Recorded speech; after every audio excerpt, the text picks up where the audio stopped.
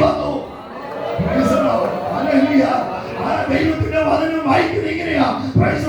ദാനിയേലിന് വിരോധമായി രേഖ എഴുതിയപ്പോൾ ദാനിയേൽ പ്രാർത്ഥന നിർത്തിയെന്നല്ല അവിടെ എഴുതിയിരിക്കുന്നത്. താൻ ദിവസവും ചെയ്തു വരുന്നത് പോലെ യെരൂശലേമിന് നേരെയുള്ള കിളിവാതിൽ തുറന്ന ദൈവത്തോട് 3 നേരം പ്രാർത്ഥിച്ചു. പ്രാർത്ഥനയുടെ ഫലം കഷ്ടം വന്നു, പ്രശ്നം വന്നു, പ്രതിസന്ധി വന്നു, സിംഹങ്ങളുടെ ഗുഹയിലേക്ക് വലിച്ചെറിയപ്പെട്ടു. എന്നാൽ ഒരു കാര്യം പറയാം, സിംഹങ്ങൾ കീറിയാലും പ്രാർത്ഥിക്കുന്ന ദൈവത്തിന്റെ പൈതലേ, നിനക്ക് വേണ്ടി ദൈവം അത്ഭുതം ചെയ്യുന്ന ദൈവമാണ്. അവിടെ വായിക്കുന്നത് ഇങ്ങനെയാണ്. എന്റെ ദൈവം തന്റെ ദൂതനെ അയച്ച സിംഹങ്ങളെ വായടച്ചു. ആർക്ക് വേണ്ടി? പ്രാർത്ഥിക്കുന്നവന് വേണ്ടി. ഇന്ന് പകൽ ഈ ആരണി മാസയോഗത്തിൽ ദൈവത്തെ സ്തുതിക്കുന്ന, ദൈവത്തെ മഹത്വപ്പെടുത്തുന്ന ദൈവത്തിന്റെ പൈതലേ, നീ പ്രാർത്ഥിക്കാൻ തയ്യാറായോ? എല്ലാരെ കൊണ്ടും പറ്റുന്ന കാര്യമല്ല, എല്ലാരെ കൊണ്ടും നടക്കുന്ന കാര്യമല്ല പ്രാർത്ഥന. എന്നാൽ പ്രാർത്ഥിക്കാൻ തുടങ്ങി.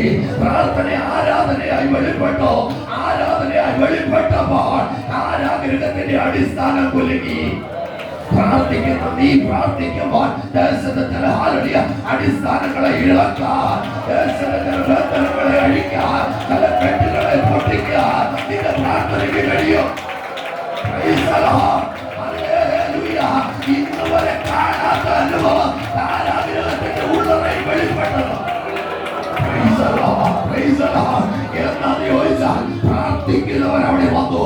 പ്രാർത്ഥിക്കുന്നവരവിടെ വന്നപ്പോൾ അവരുടെ ചങ്ങലയല്ല, അവരുടെ മാത്രം ചങ്ങലയല്ല, ആരാഗ്രഹത്തിൽ ബന്ധിക്കപ്പെട്ടവരുടെ മുഴുവൻ ചങ്ങലയായിരുന്നു. പ്രാർത്ഥിക്കാൻ ദേശത്തിന്റെ കാവൽക്കാരായി എന്നെ നിങ്ങളെ സ്വർഗം വിളിച്ചിരിക്കുമ്പോൾ പ്രാർത്ഥിക്കാൻ തയ്യാറാക. പ്രാർത്ഥിക്കാൻ ഇന്ന് പകൽ എഴുന്നേൽക്ക. പ്രാർത്ഥനയ്ക്കാൻ ഇങ്ങോട്ട് മടക്ക. ദൈവം നിനക്ക് വേണ്ടി അത്ഭുതമേ. നിന്റെ പ്രാർത്ഥന ചെറുതല്ല.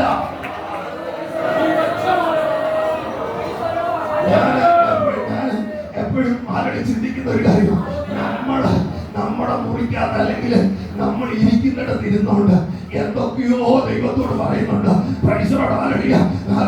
റോമാലേഖനത്തിൽ പറയുന്നത് പ്രാർത്ഥിക്കേണ്ടത് പോലെ എങ്ങനെ പ്രാർത്ഥിക്കേണ്ടത് നമുക്കൊന്നും അറിയത്തില്ല. എന്നാൽ നമ്മൾ പുലമ്പുമ്പോ സ്വർഗം നമ്മുടെ പ്രാർത്ഥന, നമ്മുടെ വാക്ക് ഉയരത്തിലിരിക്കുന്ന ദൈവം കേൾക്കുമ്പോ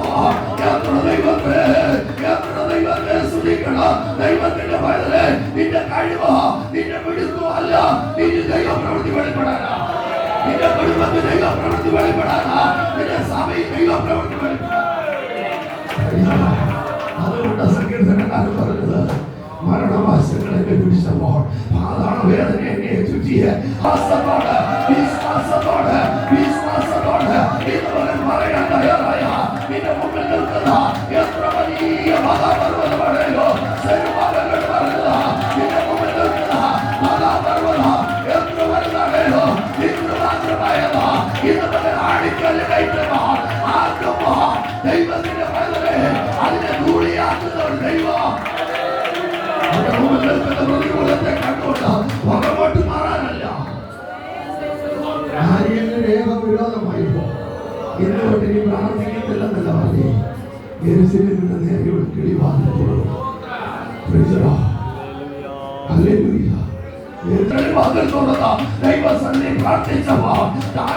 പ്രാർത്ഥിച്ചപ്പോൾ സിംഹങ്ങളുടെ ഗുഹയിൽ വീണെങ്കിലും ദൈവത്തിന്റെ എന്റെ ദൈവം തന്റെ ദൂതനെ അയച്ച് സിംഹങ്ങളെ വായടച്ചു. പ്രാർത്ഥിക്കുന്നതിന് വേണ്ടി ചില വായടയപ്പെടാൻ പോവുക, ഇതിനു വേണ്ടി ചില വിടുതൽ നടക്കാൻ പോവുക. അത് മാത്രമല്ല, രാജാവ് പറഞ്ഞൊരു കാര്യമുണ്ട്, ദാനിയേലിന്റെ ദൈവത്തോടല്ലാതെ ഇനി ആരോടും പ്രാർത്ഥിക്കരുത്. നീ പ്രാർത്ഥിക്കാൻ തയ്യാറായ നമ്മുടെ ദൈവം ആരാണെന്ന് ദേശം അറിയാം, നിന്നെ ആരുടെ ചുറ്റുപാട് അറിയാം. ദൈവത്തിന്റെ പ്രവർത്തികൾ